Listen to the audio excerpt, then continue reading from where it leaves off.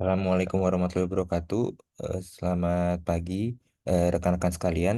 Perkenalkan, nama saya Dr. Hermon Pramudia dari Departemen Bedah Saraf FKUI RCM. Pada kesempatan hari ini, saya akan mempresentasikan mengenai materi migrain dan non-migrain mencakup dari epidemiologi hingga tata laksana.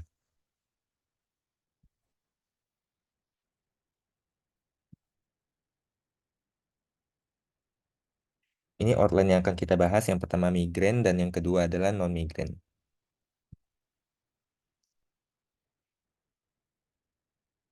Yang akan kita bahas pertama kali mengenai nyeri. Nyeri itu merupakan suatu keluhan atau tanda klinis yang dipersepsikan oleh korteks sensorik, di mana nyeri ini merupakan bagian dari mekanisme pertahanan tubuh terhadap kerusakan atau yang berpotensi akan menyebabkan kerusakan jaringan di dalam tubuh.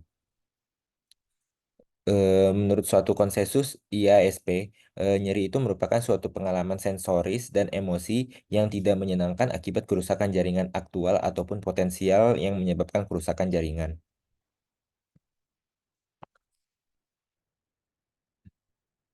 Nyeri kepala atau selvalgia itu merupakan suatu rasa tidak nyaman di daerah kepala akibat kerusakan struktural aktual atau potensial di mana rangsang nyeri pada struktur sensitif nyeri akan mengantarkan nyeri ahli dengan pola yang khas.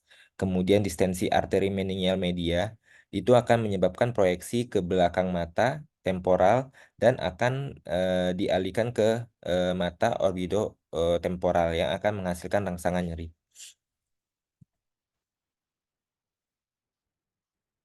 Nyeri kepala ini merupakan suatu sensasi tidak nyaman yang dirasakan di daerah kepala, baik intrakranial maupun ekstrakranial, termasuk wajah, akibat segala hal yang merusak atau berpotensi mengakibatkan kerusakan struktural.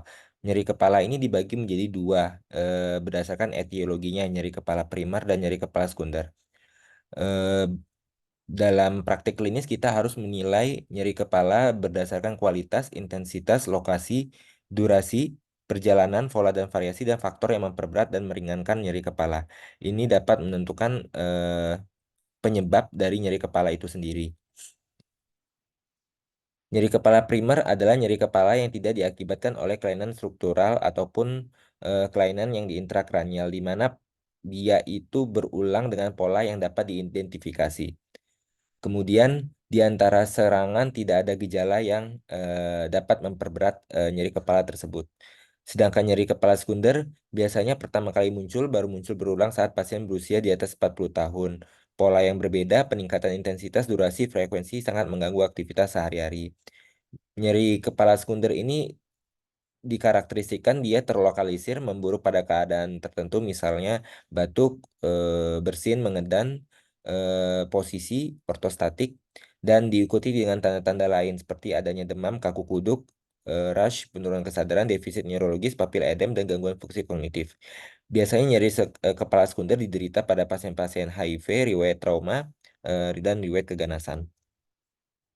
Pendekatan klinis nyeri kepala harus didasarkan dari anamnesis. Kita nilai dengan kualitas nyeri, apakah tumpul, tajam, berdenyut, dan tertekan. Kemudian intensitas nyeri dapat dinilai secara subjektif melalui VAS untuk menilai seberapa berat nyeri yang dapat mengganggu aktivitas sehari-hari.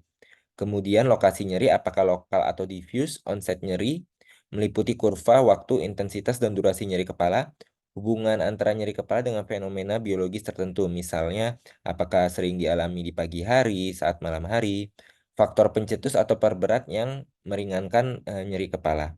Kemudian kita lakukan pemeriksaan fisik, meliputi pemeriksaan status neurologis dan pemeriksaan penunjang. Berikut tanda alarm nyeri kepala atau warning sign dari nyeri kepala, di mana onset lebih dari 50 tahun dapat kita pikirkan pasien dengan nyeri kepala sekunder, kemungkinan adalah terdapatnya lesi atau massa. Dengan pemeriksaan penunjang, kita tegakkan dengan imaging, bisa berupa CT scan ataupun MRI kepala. Nyeri kepala mendadak kita pikirkan adanya perdarahan subarachnoid, bisa juga dengan tumor intrakranial memiliki efek desak ruang yang luas. Dapat kita pertimbangkan pemeriksaan lumbar fungsi dan pemeriksaan radiologis. Nyeri kepala progresif yang memberat bisa kita pikirkan subdural hematom kronik, kemudian keganasan, dan penggunaan obat-obatan kronis. Nyeri kepala yang disertai dengan penyakit sistemik seperti ada demam, kaku kuduk, itu bisa kita pikirkan proses infeksi seperti meningitis, encephalitis, dan infeksi sistemik yang dapat kita tegakkan dengan pemeriksaan imaging dan lumbar fungsi. Pasien dengan disertai defisit neurologi vokal, ini kita curigai adanya stroke, lesi atau suatu massa intrakranial ataupun kelainan vaskular. Papil edem bisa dipikirkan adanya infeksi, kemudian adanya pencetus, batuk, bersin, dan aktivitas seksual ini bisa kita pikirkan perdarahan subarachnoid ataupun keganasan intrakranial.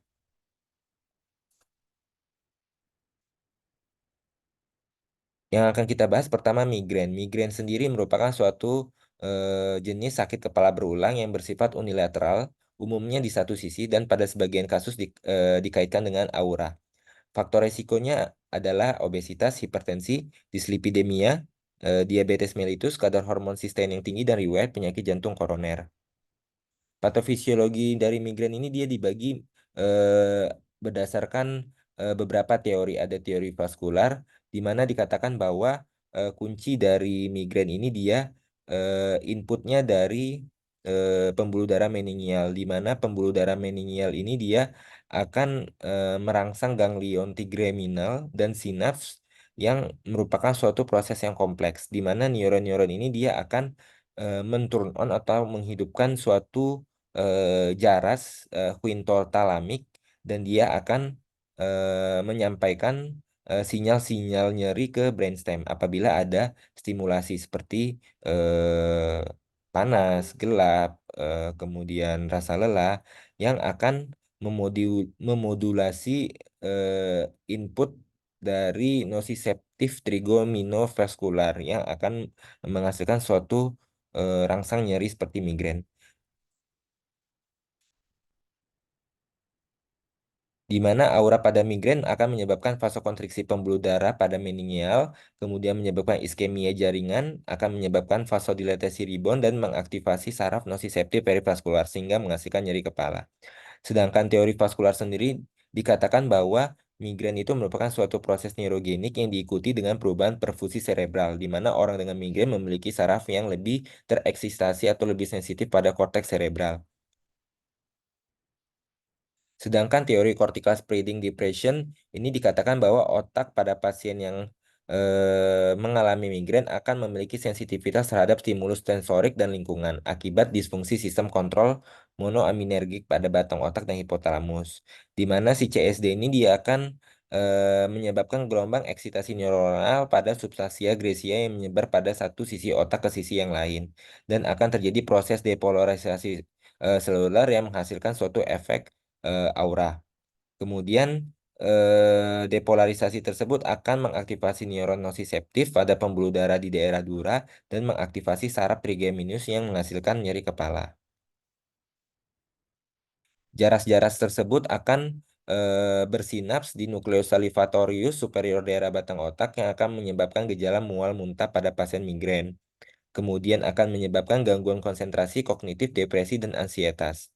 Serangan migrain yang berulang ini diakibatkan adanya kerusakan pada periaqueductal gray matter yang akan menyebabkan sensititasi sentral dan pasien lebih mudah mengalami migrain akibat stimulus yang lebih ringan. Berikut klasifikasi migrain di mana berdasarkan International Classification of Headache Disorder edisi ketiga, migrain dibagi menjadi migrain tanpa aura, migrain dengan aura, migrain kronik, komplikasi migrain, probable migrain, dan sindrom episodik yang disebabkan dengan eh, gejala yang lain. Berikut ini perbedaannya di mana yang sering kita temui di praktek klinis ada migrain tanpa aura dengan migrain dengan aura. Gejala-gejalanya dibagi menjadi 4 jenis gejala dan tanda klinis. Prodromal di mana dia beberapa jam hingga hari sebelum terjadinya nyeri kepala. Terjadinya perubahan mental atau mood, depresi, marah, euforia, leher kaku, rasa lelah, menguap, retensi cairan, dan sering berkemih. Aura itu dia meliputi gejala-gejala disfungsi cerebral vokal kurang dari 60 menit, adanya gangguan visual, fotofobia, fotopsia, mikropsia, makropsia, gangguan sensorik seperti kesemutan dan baal, ada gangguan bahasa seperti disfasia dan kelelahan. Nyeri kepala biasanya dia berupa berdenyut, unilateral atau bilateral terutama area frontotemporal. Durasi bisa jam berhari, progresif, dan gejala disertai mual, muntah, fotofobia, fonobia, ataupun aura. Postdromal, perubahan nafsu makan, gejala otonom, perubahan mood, agitasi, dan retardasi psikomotor. Diagnosis migrain tanpa aura, setidaknya terdapat 5 serangan yang memenuhi kriteria B dan D, yaitu nyeri kepala yang berlangsung selama 4-72 jam, nyeri kepala setidaknya 2 dengan karakteristik di bawah ini, seperti lokasi unilateral, kualitas berdenyut, intensitas nyeri sedang dan berat, dan diperberat oleh aktivitas fisik. Kemudian gejala D ini gejala penyerta seperti mual, disertai atau tanpa muntah, fotofobia dan fonofobia, dan yang E itu tidak berkaitan dengan penyakit lain. Sedangkan dengan aura meliputi dua serangan yang memenuhi kriteria B dan C, yaitu terdapat satu atau lebih aura yang bersifat reversibel penuh dan setidaknya terdapat 3 dari 6 karakteristik di bawah ini. Diagnosis migrain, migrain batang otak atau migrain arteri basilar, ini merupakan suatu kriteria migrain dengan aura dan minimal 2 gejala batang otak yang reversibel seperti dysarthria, vertigo, tinnitus, hipakusis, diplopia, ataksia, dan lain-lain. Migrain hemiplegik adalah migrain dengan aura gejala motorik seperti kelemahan motor reversibel. Migrain kronik merupakan migrain yang terjadi selama 15 hari atau lebih dalam sebulan dalam waktu 3 bulan atau setidaknya 8 hari dalam sebulan yang memiliki karakteristik migrain, seperti yang sudah dijelaskan sebelumnya. Terjadi pada pasien dengan minimal 5 serangan yang memenuhi kriteria B sampai D pada migrain tanpa aura dan atau kriteria B dan C pada migrain dengan aura. Selama minimal 8 hari dalam sebulan, selama 3 bulan lebih memenuhi setidaknya satu kriteria di bawah ini. Diagnosis diferensial yang kita pikirkan pasien dengan migrain bisa nyeri kepala tegang atau TTH dan cluster type headache atau nyeri kepala cluster. Dapat kita lihat di sini perbedaan antara migrain, nyeri kepala tegang dan nyeri kepala cluster. Di mana kita lihat migrain itu dia tergolong intensitasnya sedang dan berat, sedangkan cluster dia nyerinya sangat berat. Kemudian dengan kualitas yang berdenyut, kemudian durasinya bisa 4-72 jam dan disertai adanya gejala-gejala penyerta mual, muntah, fotofobia, dan fonofobia dengan faktor pemberat berupa aktivitas fisik. Tata laksana migrain tujuannya untuk mengurangi serangan apabila serangan muncul. Serangan migrain tidak terlalu berat dan tidak mengganggu kehidupan sehari-hari. Dengan terapi abortif, bisa pemberian paracetamol, ibuprofen, sedangkan obat-obatan yang spesifik, golongan triptan dan ergotamin dapat kita berikan. Non-farmakologi menghindari faktor pencetus dan prinsip sit, sleep, eating, exercise, drinking water, and stress reduction. Sedangkan profilaksis dapat kita berikan pada pasien-pasien migrain yang berat. Kita berikan antidepresan trisiklik, beta blocker, S inhibitor, ARB, non-valproat, dan topiramate. Berikut ini terapi non-farmakologis sudah dijelaskan, identifikasi faktor-faktor pencetus, hindari faktor pencetus, dan memodifikasi pola hidup. Ini terapi abortif, paracetamol dapat kita berikan 500-1000 mg setiap 6-8 jam, ibuprofen 400-800 mg setiap 6 jam, natrium naproxen, kalium diklofenak, metoclopramid dapat kita berikan apabila disertai dengan gejala mual muntah, ketorolak, butorphanol, prochlorperazine, dexamethasone, dan methylprednisolone diberikan saat status migrainesus atau migrain dengan gejala yang sangat berat. Sedangkan abortif spesifik dapat kita berikan sumatriptan 6 mg subkutan atau sumatriptan oral 50-100 mg atau golongan ergotamin 1-2 mg yang diberikan secara oral, subkutan maupun perektal. Keberhasilan terapi abortif ini, pasien sudah bebas nyeri 2 jam setelah diberikan pengobatan. Terdapat perbaikan nyeri kepala dari skala sedang atau 2, 3 atau berat menjadi skala ringan setelah 2 jam pemberian obat. Efikasi pengobatan konsisten pada 2-3 kali serangan dan tidak ada nyeri kepala rekuren atau tidak ada pemakaian obat kembali dalam waktu 24 jam setelah pengobatan terakhir berhasil. Berikut profilaksisnya dapat kita berikan apabila aktivitas sehari-hari terganggu, frekuensi serangan migrain sering, serangan nyeri kepala migrain sedang berat lebih dari 3 hari dalam 1 bulan dan tidak responsif dengan obatan abortif, serangan nyeri kepala migrain lebih dari 8 kali dalam sehari, serangan migrain yang berulang lebih dari 2 kali seminggu, nyeri kepala migrain yang berlangsung sering dalam 48 jam, pengobatan abortif yang gagal atau tidak efektif, dan munculnya gejala-gejala kondisi yang luar biasa seperti hemiplegik atau aura yang memanjang. Prinsipnya dimulai dengan pemberian dosis yang rendah, naikin secara perlahan. Peningkatan dosis dihentikan bila dosis efektif sudah tercapai, dosis maksimal sudah tercapai, dan muncul efek samping yang tidak dapat ditoleransi. Kemudian efek klinis sudah terlihat 2-3 bulan pengobatan, dan jika dalam 6-6 bulan migrain mulai terkontrol, turunkan dosis perlahan hingga selanjutnya dihentikan. Berikut terapi profilaksisnya, first line-nya beta blocker dan antidepresan trisiklik. Kemudian second line-nya topiramate dan ARB, dan obat pilihan lainnya SNRI, CCB, S inhibitor ataupun sodium valproate. Di tabel ini dapat kita lihat obat-obatannya, dosisnya, dan efek sampingnya. Kemudian migrain non migrain yang kita bahas adalah tension type headache, di mana dia nyeri kepala episodik atau kronik berlangsung beberapa menit beberapa hari dengan karakteristik yang bersifat bilateral, terasa terikat, tertekan dengan intensitas ringan dan sedang. Prevalensinya 78% dan mengenai 20,8% populasi dunia, di mana sebagian besar dewasa muda dengan epidemiologi perempuan 2:1 dibandingkan laki-laki. Berikut klasifikasinya, episodik yang infrequent, episodik yang frequent, kronik, maupun probable tension type headache.